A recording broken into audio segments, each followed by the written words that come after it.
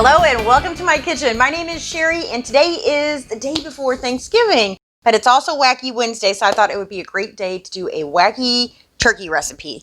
So today we're going to be doing what I'm going to call turkey Diablo. So basically deviled chicken. And I bet you're wondering why, which I'll tell you in just a second. But before I get started, if this is your first time here, you love food and fun, hit the subscribe button as well as the notification bell. And be sure to check the description below. You can find details on how subscribing helps to feed the hungry. So this is a recipe that I ran across last year right after Thanksgiving, and I wanted to try it, and I had to just put it on hold. I have not made a turkey since last Thanksgiving. So I have my turkey now, and I edited the recipe just a little bit. But anyway, what makes it devil's, and I think they called it evil turkey. But since I changed the recipe a little bit, I thought I'd give it my own name. Whiskey. A whole cup of it. A whole cup is going in this bird. Can you believe that? Anyway, to get started here, I have got a can of chipotle and adobo. So these, well, you probably can't read it because it's upside down, but anytime you add these to something, you only need, you probably heard me say this before and I've used them, like not that much, like a half a pepper. That's really hot. So I'm interested to try this because it had 5-star review. It only had maybe 10 reviews, but they were all 5 stars. And except for one was 4 stars, and she still said it was the best chicken she ever ate. And they all said they were worried about it being too hot, and it wasn't. How you can put a whole can of this in something and it not be hot, I do not know. But they said it was good. So that and whiskey, I'm excited. I'm a little nervous, but I'm excited. All right, so I'm going to put this in my manual food processor. We just need to chop them up. So you can do this. If you have the manual food processor, you can do it in a regular food processor. You can do it with a knife. I will put a link to this at the bottom in the description because these are just wonderful. Look how fast it chops all that up. So there is all of our chipotles and adobo, or a whole can. I'm getting it all over the place. I'll wipe this up. All right. So what I'm going to do is take half of this and I'm going to put it with 6 tablespoons of butter that I melted down. So this is something that I changed, did not call for butter. I think if you were going to roast a turkey, it needs butter. All right, so half of this is going to go in with my butter. I think that's about half. And then the other half is going to go in here, which I have a full onion that I went ahead and chopped. So half a can chopped up with the whole onion chopped up. And then a half a cup of... My thing's hanging off here. Surprised it didn't fall on the floor. Half a cup of minced garlic. That's a lot of garlic. A jar of roasted red peppers. And so I already drained those just a little bit and chopped them just to make it easy on myself. And I'm going to add a 1/4 cup of honey. And then the last thing I'm going to add is a cup of whiskey. So I had to add a little bit of water, if I'm being honest, because I only had about 3/4 of a cup. So I just added a little bit of water. I didn't feel like going to the store for the other 1/4 cup of whiskey, but that finished off the bottle. So I just have a hard time. Whiskey and the peppers and the chipotles, seems like this is going to be, it's going to have a lot of personality. Kind of like me. Okay, so this now is going to go inside our bird. So I went ahead and removed the, I don't know what you call them, like the necky thing and the giblets. I usually get a little freaked out by that, so I usually have Mark do it, but he wasn't home, so I had to do it myself today. But that's okay. All right, so here is our bird. Now we're going to take this and we're going to stuff it right to the inside. And you know what? I think I'm going to use my measuring cup over here to get this down in my bird. See if we can lift him up. Oh, there we go. These things are hard to hold on to. I wonder if we should have did, because all the stuff's going to come out of here. I'm wondering if I should have did the outside of the bird first. Let's do that. Let's take our butter. I'm not used to cooking a turkey. So I'm just mixing my butter and my chipotles together. And we're going to take this mixture and we're going to go underneath the skin on here. So you just got to work with it a little bit. And once you kind of get a little area where you can get your finger underneath, you just keep working it all the way around. Oh, I poked a hole in him. And this end's always a little bit harder than the other end too, I find. Okay. I don't want to tear his skin off.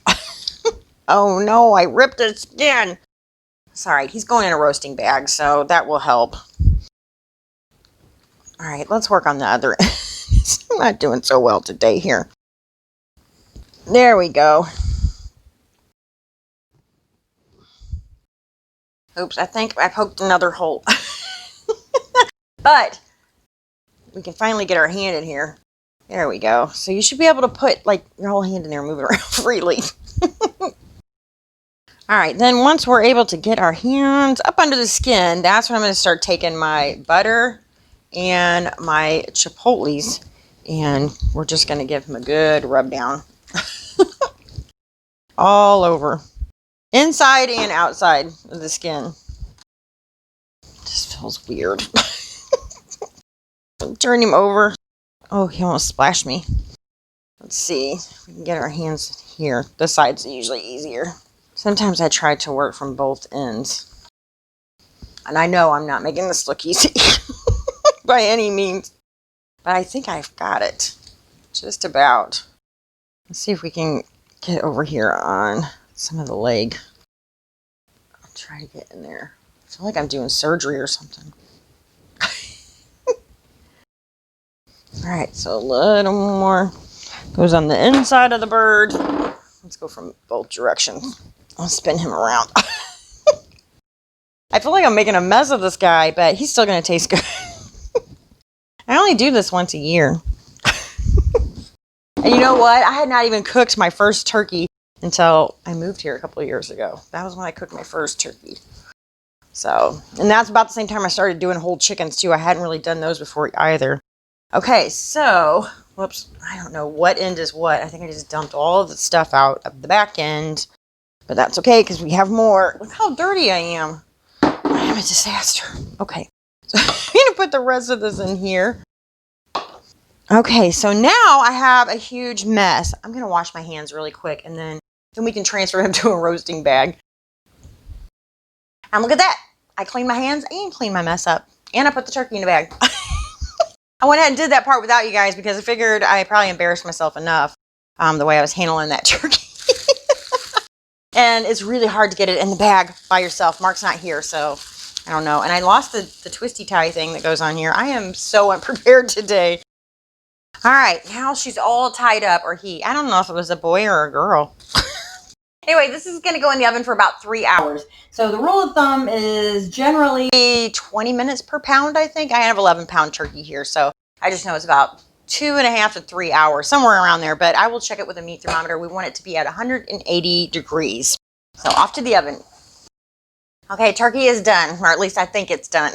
A couple things I want to mention first. Number one, I think I forgot to tell you what temperature I put the oven on. 350 degrees. So it's 350 degrees for roughly 3 hours for about a 12-pound turkey. Number two, my meat thermometer, my instant read thermometer, the battery is dead. I must have left it on or something. Anyway, I have no idea what temperature it is. But I can guarantee almost that, the breast is done. So we're going to cut this open and see what it looks like. And my bag burst whenever I was pulling it out of the oven. This thing looks a lot smaller than it did. I put it in there, didn't it? That smells good. Look at that. Yeah, I'm just going to slice a little. I didn't even bring a fork over here, did I? Fork, a plate. I'm not prepared again today. Oh my goodness, it smells good. You can smell the chipotle. Yeah. So this part didn't get any skin. It looks a little dry there, doesn't it? I am just going to trim a little piece off here so I can give it a try. I actually had to take 2 bites. The first one I didn't get a whole lot of the flavor in, so I took a second bite and I took it off of this end versus this end. So when I cut it, the skin broke away, but I could tell this end looked like it had more seasoning on it. And I think it was because that was the piece that was closer to the cavity where we stuffed it. So it is not hot. I cannot believe it. We put a whole can of chipotles in there and it's not hot, but it is good. It's really good. And I can't wait to use the leftovers to make something like a Southwest soup or something. So I hope you guys give this one a try. I think it's a lot of fun. It's a lot different than your usual turkey recipe. So I am going to take a couple of days off. So I hope you all have a wonderful Thanksgiving. I will see you back on Monday. And Monday, I'm really excited. So we're going to do a month long, or all the way until Christmas. We're going to be doing gifts from your kitchen. So I love doing stuff like that. I think this is a perfect time to do it too. So I thank you all so much for watching. I'll see you next time. Bye.